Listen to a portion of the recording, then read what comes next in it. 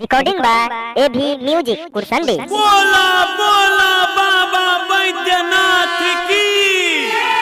दर्शन पैबै हो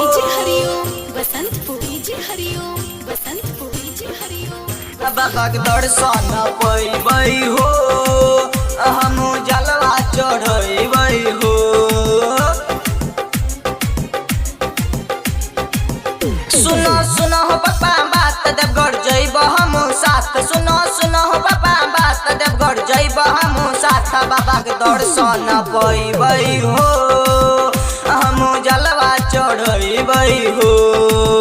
बाबाक दर्शन पैबै हो हम जलवा चढ़बै हो।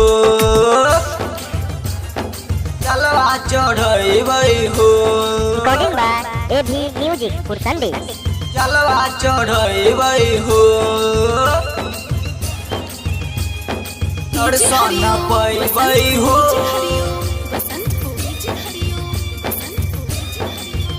बाबाक दर्शन पैबै हो हम जलवा चढ़बै हो।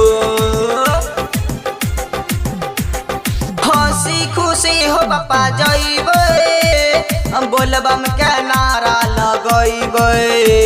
सुइया पहाड़ पर चढ़ के पूरा देवघर के वीडियो बनैबै।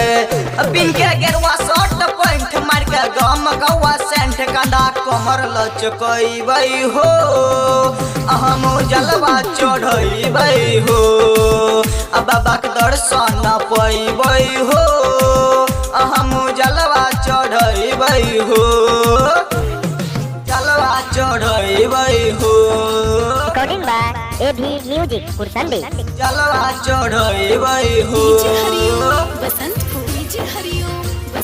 दर्शन पैबै हो